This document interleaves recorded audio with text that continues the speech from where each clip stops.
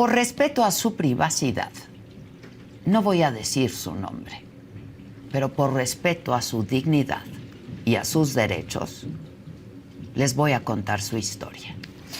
Esta es una niña que pertenece a la comunidad indígena de los Wixárika, en el municipio jalisciense de Mezquitic. Tiene solamente 12 añitos y al igual que muchas, demasiadas menores en nuestro país, fue víctima de una violación. ¿Y saben quién cometió el abuso? Su propio padre. Como resultado de esta agresión sexual, esta niña quedó embarazada. Y en su comunidad pasa lo que en innumerables sitios de nuestro país. No hay servicios médicos de calidad. Así que tuvo que viajar más de 150 kilómetros para llegar a Guadalajara, con el apoyo de sus tíos para conseguir ayuda y poder ejercer su derecho a interrumpir el embarazo. Que no haya dudas, su derecho a interrumpir el embarazo. Y la aclaración es necesaria. En Jalisco, todavía hoy, el aborto está prohibido. Sin embargo, el Código Penal del Estado señala, y lo señala muy claramente, que no se puede castigar cuando el embarazo sea resultado de una violación. Aquí la violó su propio padre.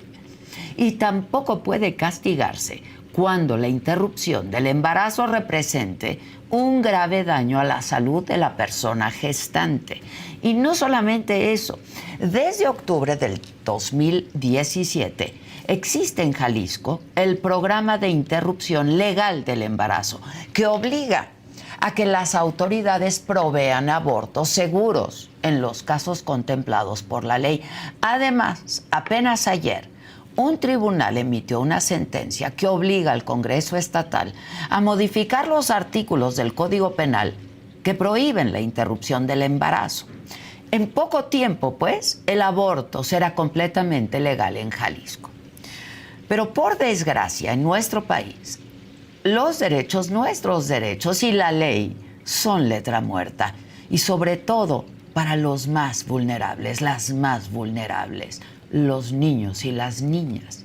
Esta pequeñita, que apenas habla el español, llegó al Hospital Materno Infantil Esperanza López Mateos pidiendo se le practicara el proceso. Y durante casi 2 semanas no recibió la atención médica que exigía, que recibió negativas. Y no se le remitió a ningún otro centro médico del estado donde pudiera abortar y ejercer su derecho. El pretexto de los médicos fue que no contaban con el equipo ni tampoco con el personal necesario para practicar una intervención de esta clase, lo cual es completamente absurdo, sobre todo si se piensa que Jalisco es uno de los estados más grandes y desarrollados de nuestro país y que el hospital al que ingresó la menor está incluido en el programa de interrupción legal del embarazo. Solo por ello tendría que estar especializado en estos casos, porque está obligado a garantizar abortos para víctimas de violencia sexual. Sin embargo, más que un problema de recursos, esto a todas luces es un caso más de negligencia, de revictimización, de machismo y de conservadurismo. Patricia Ortega, quien pertenece a la Red por los Derechos Sexuales y Reproductivos y que ha acompañado a la menor, denuncia que los doctores querían que la niña escuchara el sonido del bebé y así le intentaron convencer de que tuviera al hijo para después darlo en adopción. A estos doctores no les importó que se tratara de una niña y tampoco consideraron el enorme trauma que supone ya haber sido víctima de una agresión sexual. No tomaron en cuenta el riesgo físico y mental al que esta niña estaba expuesta. Y además, y sobre todo, actuaron de forma ilegal. Gracias a una investigación de Animal Político, hoy sabemos que lo que vivió esta niña no es la excepción, sino la regla en Jalisco. Los doctores que practican el aborto legal son asediados por sus propios compañeros. Esto pese a los miles de casos de violación que se registran en el estado. Del 2017 a la fecha, solamente se han atendido a 225 solicitantes, menos de 3 al mes. Casi todas las mujeres que han abortado fueron sometidas al legrado, que es un procedimiento muy riesgoso ya, que la Organización Mundial de la Salud no recomienda. Esto en los casos donde las mujeres sufrieron una violación. El resto son perseguidas. Del 2010 al 2020, en Jalisco se registraron 211 denuncias, 25 juicios y 21 sentencias y 17 prisiones definitivas por el delito de aborto. Una verdadera cacería de brujas contra aquellas que quieren decidir sobre su propio cuerpo. Finalmente, ante la negligencia total de las autoridades de salud, la niña tuvo que apoyarse con especialistas de género quienes la trasladaron aquí a la Ciudad de México para poder interrumpir su embarazo. Y los medios no le hemos dado la atención que merece. En nuestro país se invisibiliza a las mujeres, a las indígenas, a las niñas, a las víctimas de delitos sexuales. ¿Cuántas condenas quieren para una mujer? ¿Cuántas? Historias como esta desnudan la violencia sistémica a la que estamos sometidas por el Estado. Y hay que alzar la voz para que casos como este no se repitan. Ayer, con la sentencia que obliga a despenalizar el aborto en Jalisco, se dio un paso importante, pero falta mucho. Y hay que obligar a que las autoridades garanticen los derechos de todas, porque mientras esto no suceda, las leyes, los hospitales, los gobernantes no están ahí entonces para proteger nuestros derechos, sino para pisotearlos y revictimizarnos. Yo soy Adela Micha.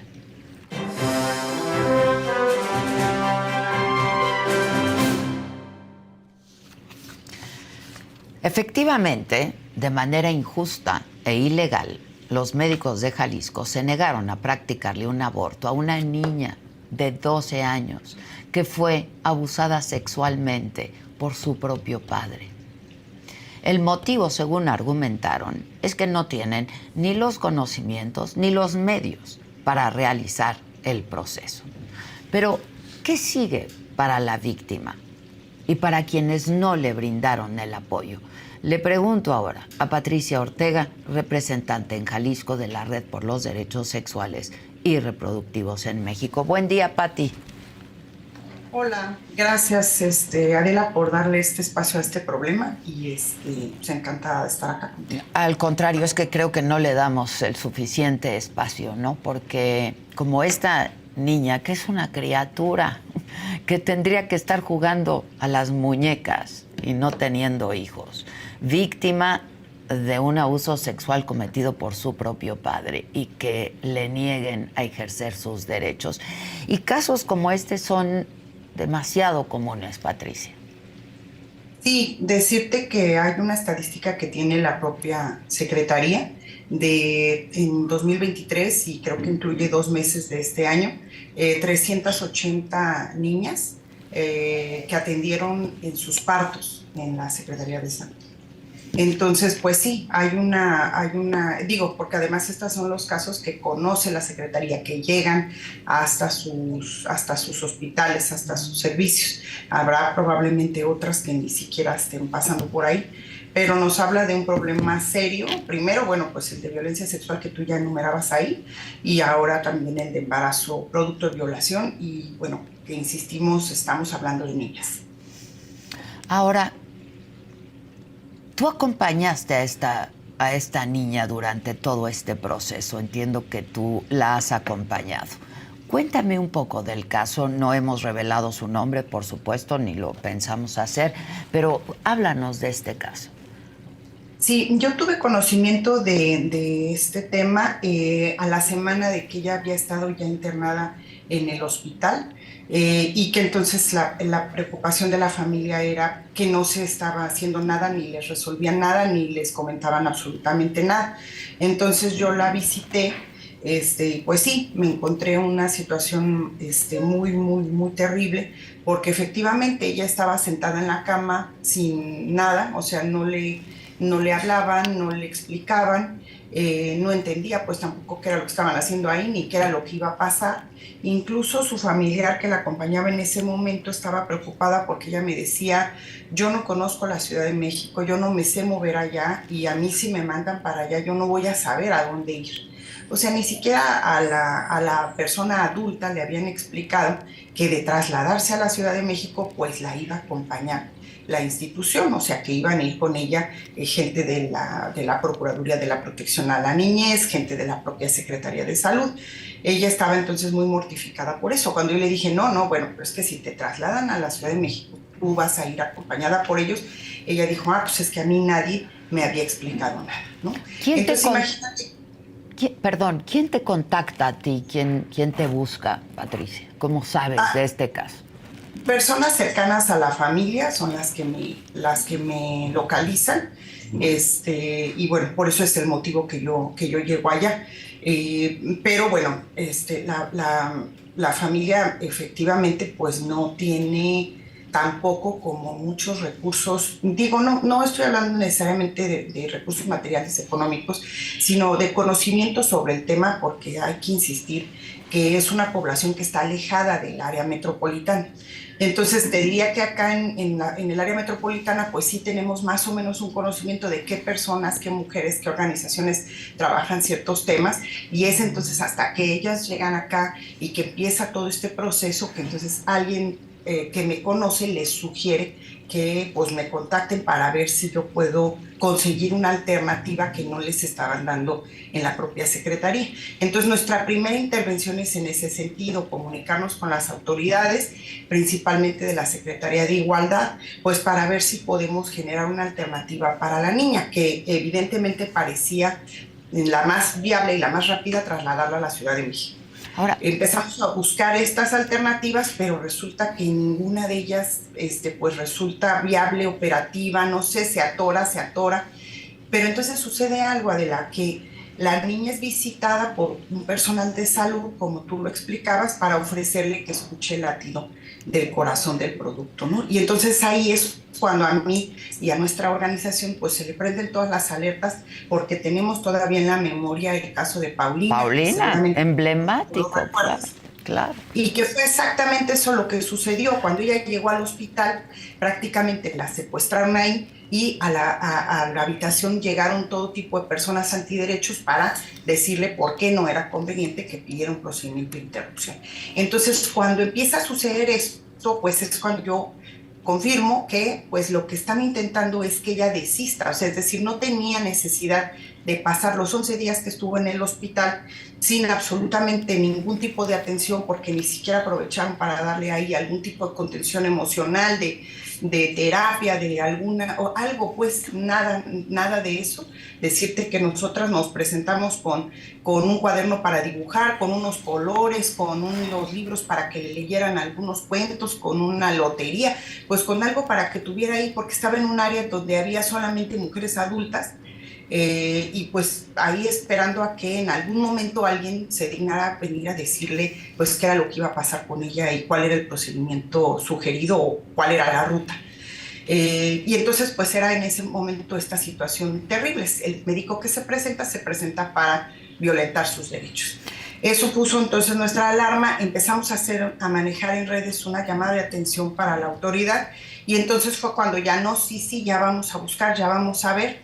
Finalmente proceden, la llevan a la Ciudad de México, pues también con algunas peripecias, ¿no? En este trayecto, porque creo que lo fundamental es que las personas que están haciendo este trabajo, particularmente como estas autoridades, no tienen una sensibilidad ni con respecto al tema del embarazo forzado, ni tampoco con el tema de la niñez.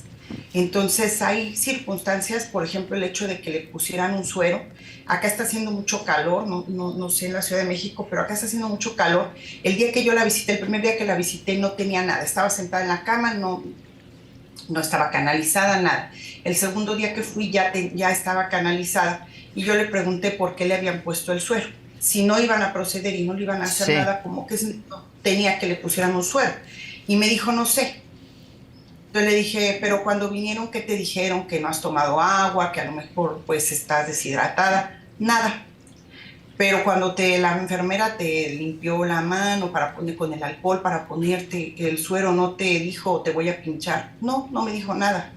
¿Y te dolió? Me dijo, sí me dolió.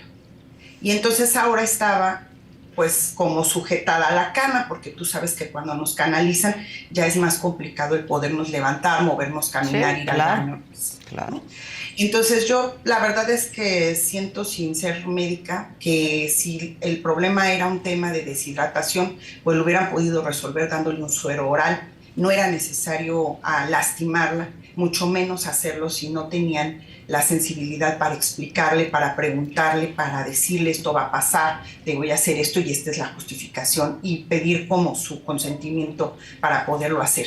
Es una revictimización porque no debemos olvidar que es una niña que es víctima de una violencia sexual, es decir, de un uso del cuerpo.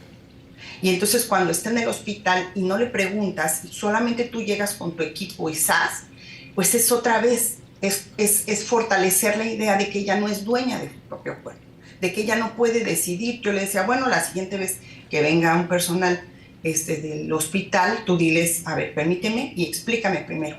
Pero efectivamente, como dices tú, no tiene un dominio total del idioma del español, y entonces también cuesta trabajo en un entorno hostil, como regularmente es un hospital. Para una niña, pues no tiene la facilidad de la palabra de poder exigir que le pregunten o cosas así, ¿no? Entonces, pues fue una violencia tras otra que se fueron ejerciendo. Finalmente, la Secretaría de Salud emite un pronunciamiento en donde plantea que no se violaron los derechos de la niña. Nosotras queremos decir que sí se violentaron sus derechos, y luego plantea que ellos tienen un protocolo, un convenio para poder trasladar a las chicas que estén en esta condición de embarazo avanzado y edad temprana de la niña, para poder trasladarlas a otro lugar en donde les puedan ofrecer un servicio especializado.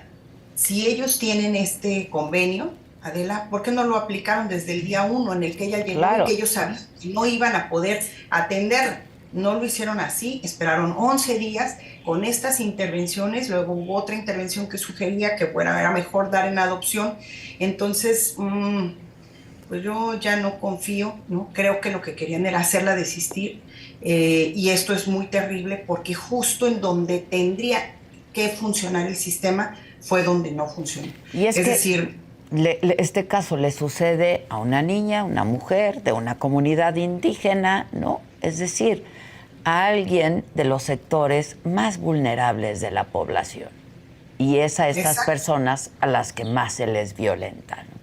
Así es, sí, exacto. Es decir, si la Secretaría supone que sus servicios están dirigidos a mujeres adultas que vivimos en el área metropolitana o en un centro de población en donde hay un hospital especializado, que tenemos cierto grado de formación, una red sólida de apoyo, que entendemos las indicaciones y sabemos qué es lo que tenemos que hacer, presentarnos, solicitar los requisitos, pues están equivocados, porque la institución, precisamente para estos casos en los que las atraviesan tantas vulnerabilidades, pues es a quienes tendrían que darle prioridad. Este es el caso, Adela, que les hubiera llevado a la Secretaría a estar en el top de quienes cumplen con la ley y con los derechos de las niñas. Y es el caso en el que pues quedaron muy mal, metieron la pata hasta el último lugar, y esto no lo podemos dejar pasar. No lo podemos dejar pasar y no lo vamos a dejar pasar, porque no se vale, y la autoridad de salud debe de entender todos los errores que cometieron si no quieren asumir con responsabilidad, como decías, como negligentes, ¿no? Si quieren argumentar que son errores, pero no pueden decir que no lo hicieron, porque sí lo hicieron y porque se recargó todo el sistema patriarcal en el cuerpo de una niña de 12 años. Sí, sin duda. Ahora, nos decías, fue trasladada a la Ciudad de México, finalmente ya pudo ejercer el derecho aquí en la Ciudad de México de interrumpir el embarazo. ¿Qué pasa con esta niña? ¿A dónde está y qué sigue para ella? Porque, pues, si la violación fue cometida por su propio padre, pues claramente no vive en un entorno familiar seguro.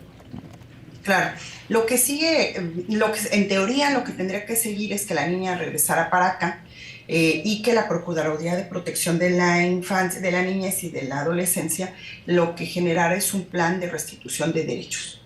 Entonces, este plan de restitución de derechos, por supuesto que inicia con la detención del violador y luego ya... Que todavía no ocurre. Hasta donde yo tengo información, que debo decirte que ya no tengo, o sea que ya no tengo acceso ahorita a la niña y que obviamente la información que a mí me llegaba de algunas autoridades que me iban comentando lo que sucedía, ya no lo tengo. Probablemente no la pueda ver, no la pueda localizar, precisamente pues porque de lo que se tratará será de evitar que yo me entere qué más pasó, ¿verdad? O que yo, no digo, hablo en individual, pero es que nosotras nos enteremos de qué es lo que finalmente pasó, ¿no? Entonces no he tenido contacto, supongo que ya están en Guadalajara. Lo que sigue es que la Procuraduría haga este plan de restitución de derechos, detengan al agresor y aseguren no solamente el acceso a la salud física, sino también a la salud mental, a la educación, a la vivienda, a la recreación, etcétera, ¿no? O sea, ya tienen que hacer el plan de restitución de derechos integral para la niña, y también vamos a estar pendientes de que esto pues en algún momento se genere. Es decir, la Secretaría ya tuvo su momento de hacer el ridículo, ahora va la Procuraduría. Vamos a ver, esperemos que lo hagan y que lo cumplan, ¿no? Para que no quede como en el caso de Paulina, con las promesas de Fox, que dijo que le iba a dar casa, comida, sustento, becas para ella, para el niño, y que iba a tener una vida maravillosa. Y pues igual Paulina tuvo que ponerse a trabajar para poder mantener al hijo del violador.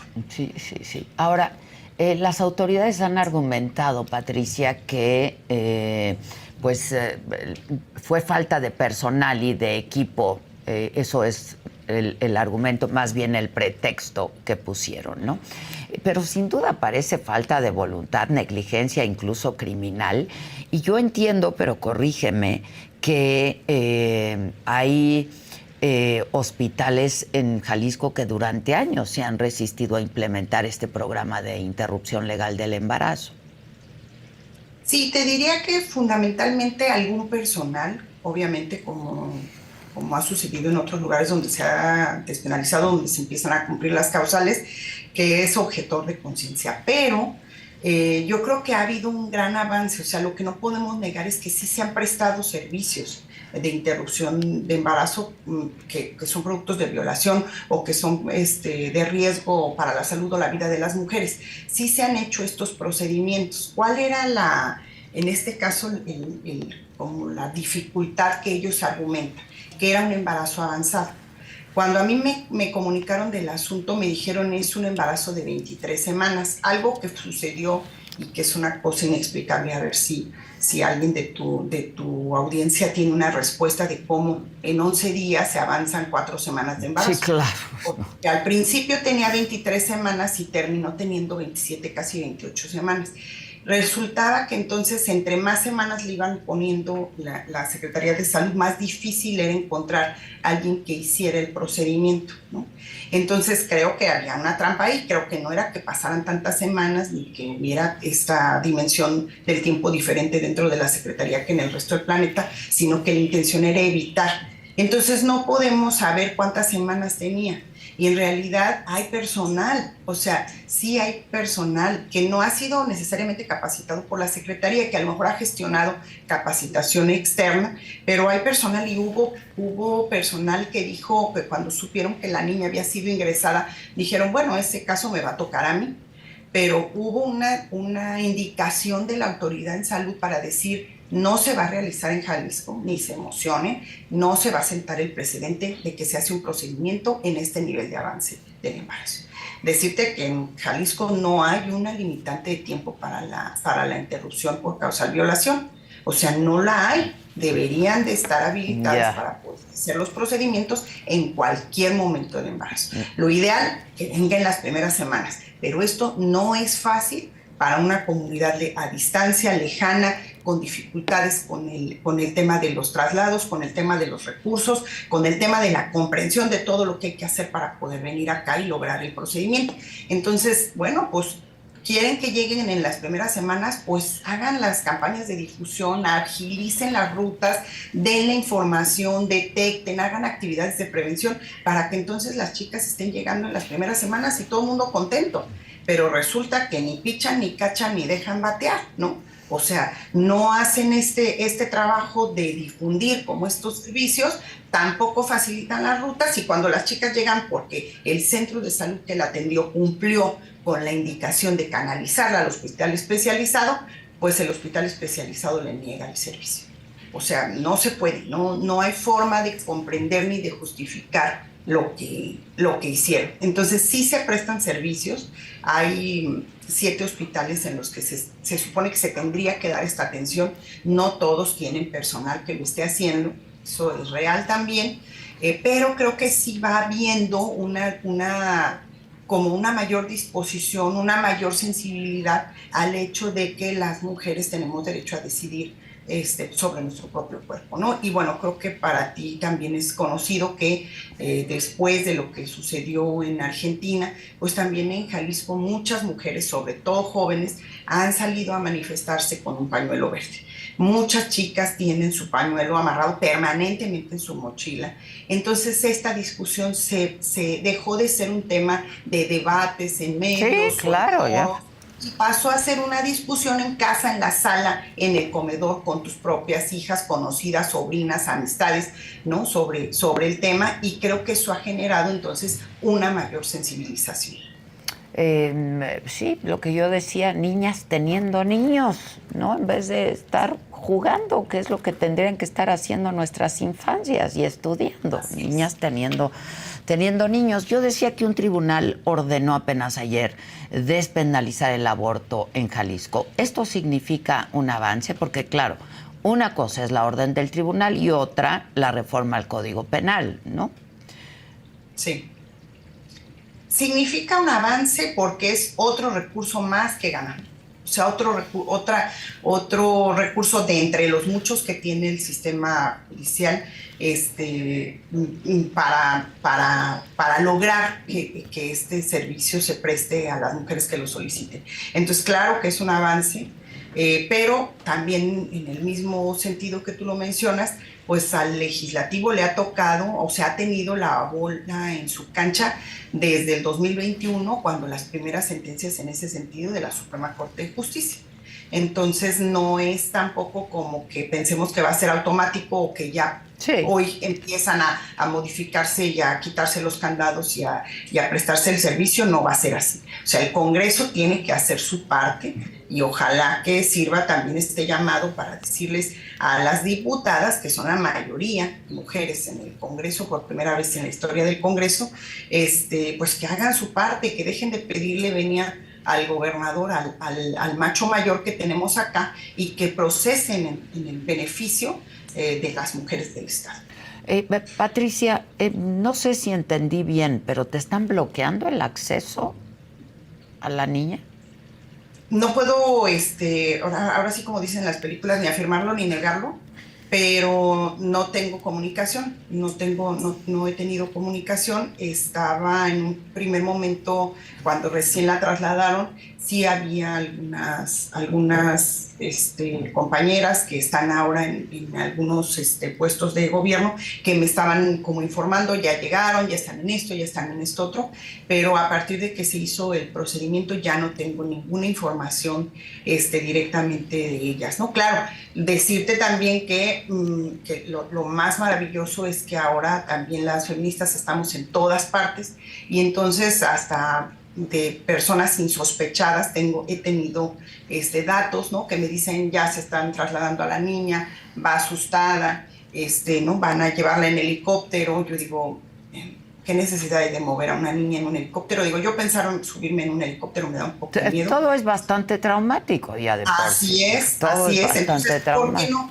¿por qué no llevársela en un avión? Tampoco era que cueste tanto el pasaje, ¿no? Entonces, usar el helicóptero de la Procuraduría para llevársela con un montón de funcionarios que no conoce, o sea, sin explicación de por medio, bueno, no sé, hay un montón de cosas ahí a revisar, ¿no? Pero bueno, a partir de eso ya no tuve más información. ¿Ustedes en la red le van a dar seguimiento al caso? ¿Qué procede? Digo, hay un violador ahí que está suelto. Sí, sí, vamos a darle seguimiento, decirte que hay, bueno, no solamente de ser, sino también otras organizaciones y colectivas con las que tenemos mucho tiempo de coordinación, de trabajo, de encuentro, que bueno, estamos viendo la forma, la posibilidad de hacer una demanda por negación de servicios. Bueno, como todo este proceso, digo, se ha estado moviendo muchísimo en los medios locales, cosa que también agradecemos, y vamos a seguir pendientes de lo que suceda, porque además, pues, insistir en estas 380 niñas que atendieron el año pasado, les atendieron el parto, sin que entendamos por qué no hubo una consejería sobre interrupción del embarazo, ¿no? O sea, ¿por qué tenían que haberse llevado a sus casas a un bebé, ¿no? Para comprometerse o para vincularse, atarse a una crianza, que por supuesto también les genera menos acceso a oportunidades, menos posibilidades de realización, incluso a otros embarazos tempranos, a otras violencias. Entonces, ¿por qué hace esto la Secretaría? Nosotros vamos a seguir, pues vamos a seguir ahí atentas y tratando de resolver también esta pregunta. Pues gracias por el trabajo que hacen, ¿no? Por todas estas niñas, de verdad. Es terrible que sigan pasando estas cosas. Te agradezco mucho y estaremos pendientes y atentos. Gracias, Patricia Ortega. Muchas gracias.